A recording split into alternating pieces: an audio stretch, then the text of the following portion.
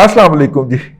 عمران احمد خان نیازی صاحب جو ہیں، ویسے ہم نے ایک دو وقفہ دیا ہے، ایک دو دن وقفہ دیا ہے ان کے نام سے، ہم اپنے ولاگ کا آغاز نہ کریں، لیکن عمران احمد خان نیازی صاحب جو ہیں ان کا انقلاب آیا ہی جاتا ہے، اور ان قریب آپ دیکھیں گے کہ انقلاب جو ہے نا وہ آپ کو ہر سڑک پہ ہر گلی پہ پڑا ہوا ملے گا. اچھا، انقلاب کی وجہ کیا ہے؟ میں آپ کو پہلے ایک لطیفہ سنانا چاہ رہا ہوں، اور وہ لطیفہ ہے گیدڑوں کے اوپر. گیدڑ جو تھے نا، وہ ایک جگہ پہ اوپر کچہری کر رہے تھے، مجمع کر رہے تھے، بیٹھے ہوئے تھے، بھوکے تھے، پیٹ کے اندر کچھ نہیں تھا.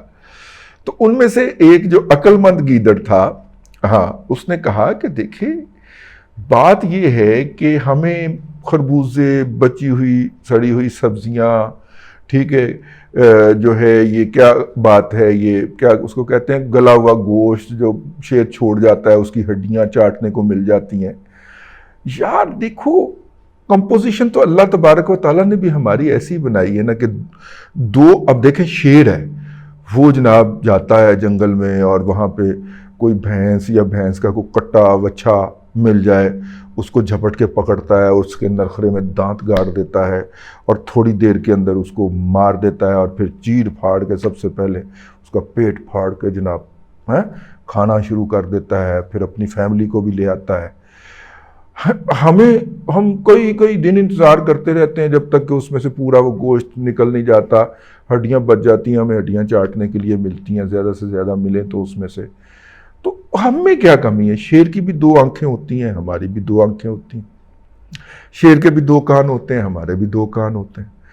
شیر کے بھی چار پاؤں ہوتے ہیں، ہمارے بھی چار پاؤں ہوتے ہیں. شیر کی بھی ایک دم ہے، ہماری بھی ایک دم ہے. تو فرق کیا ہے؟ بس سائز کا ہی تھوڑا سا فرق ہے نا. تو ہم تھوڑا سا چھوٹا جانور جو ہے اس کو پکڑ لیں، لیکن پکڑ تو ہم دانت ہمارے بھی اتنے تیز ہیں جتنے شیر کے ہوتے ہیں. ایک ان میں سے عقل مند گیدڑ تھا، اس نے کہا کہ آپ کو پتہ ہے جب شیر جو ہے وہ شکار کے اوپر جھپٹتا ہے تو اس کے اوپر کیا کیفیت طاری ہوتی ہے؟ اس نے کہا کیا کیفیت طاری ہوتی ہے؟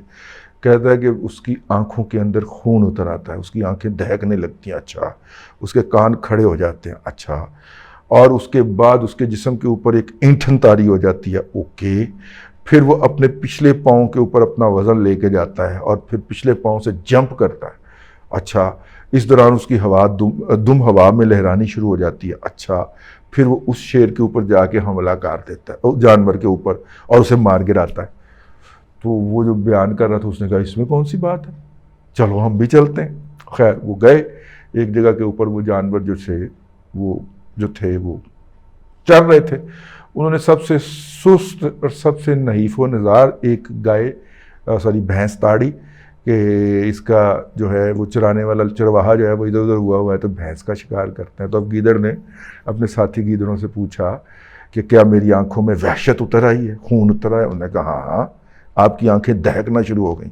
اس نے کہا میرے کان کھڑے ہو گئے؟ اس نے کہا تمہارے کان کھڑے ہو گئے. اس نے کہا میرے جسم پہ اینٹھن طاری ہو گئی؟ ہاں بالکل طاری ہو گئی ہے. اس نے کہا کہ جو ہے اب بس میری دم جو ہے ہوا میں لہرا رہی؟ اس نے کہا ہاں لہرا رہی. اس کے بعد گیدڑ نے جناب چھلانگ لگائی.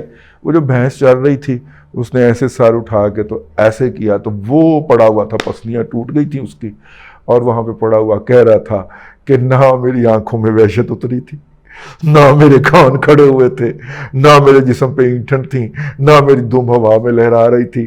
تم نے یہ غلط رپورٹنگ کر کے میرا بیڑا غرق کروا دیا.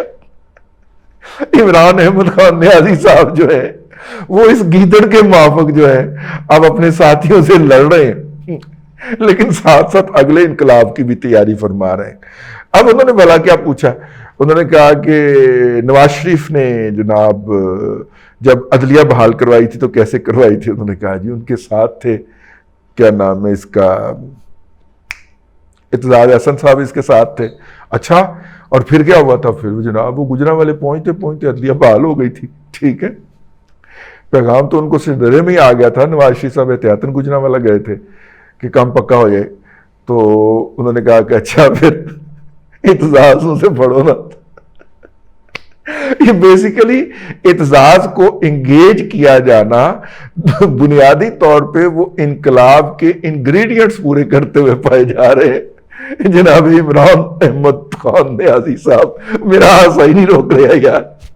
اس کا خیال یہ ہے کہ پچھلی دفعہ چونکہ یہ اعتزاز احسن صاحب جو تھے یہ نواز شریف کے ساتھ تھے تو نواز شریف کو کامیابی مل گئی تھی, اس دفعہ وہ میرے ساتھ ہے تو مجھے کامیابی ملے گی. حالانکہ اپنا عمران احمد خان نیازی صاحب میری بات سن لیں, اعتزاز صاحب کسی کے ساتھ نہیں ہوتے, یہ پنڈی والوں کے ساتھ ہوتے ہیں, ٹھیک ہے.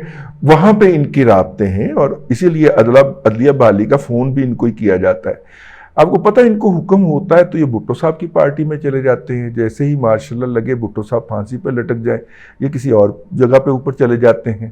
پھر جب پیپلز پارٹی کی حکومت آتی ہے پھر یہ واپس آ جاتے ہیں, پھر یہ وزیر داخلہ ہوتے ہیں. اچھا بہت عقل مند آدمی ہیں جو ہے, انہوں نے سبق سیکھا تھا محترمہ مادر ملت فاطمہ جناح کی کا ساتھ دے کے, انہوں نے ایک سبق سیکھا تھا کہ آئندہ اسٹیبلشمنٹ کے خلاف نہیں چلنا, اور پھر اس کے بعد نہیں چلے, ٹھیک ہے. انہیں جدھر جانے کا حکم ہوا ہے ادھر ہی کو وہ چلتے رہے ہیں. تو اب انہیں آپ کے ساتھ آنے کا حکم ہو گیا ہوگا تو آپ کی طرف چل پڑے ہوں گے اور آپ کو گمراہ کریں گے اور آپ کی سیاسی تجہیز و تکفین کا پورا انتظام کر کے آئیں گے اور آپ کو وہاں پہ چھوڑ کے آئیں گے. کیونکہ جب ہم بیانات سنا کرتے تھے فواد چودھری صاحب جیسے آدمیوں کا کہ یار اتنا کمپرومائزڈ آدمی, اسٹیبلشمنٹ کا جدی پشتی ایجنٹ, یار اس سرزمین کے اندر اینٹی اسٹیبلشمنٹ کبھی پیدا ہی نہیں ہوا, زمین کی تاثیر کی مٹی ایسی نہیں ہے, ٹھیک ہے. وہاں کا پیدا ہونے والا شخص یار انقلاب کی باتیں کر رہا ہے اور اسٹیبلشمنٹ کو للکار رہا ہے, اور یار دسو کتنی تار شاٹ نہ ہو گئی ہوگی یار. ہم فواد چودھری صاحب کے بارے میں یہ سوچا کرتے تھے کہ کتنی تار شاٹ نہ ہو گئی ہوگی یار, کوئی ادھر نہ سگنل ادھر نہ لگیا ہوئے.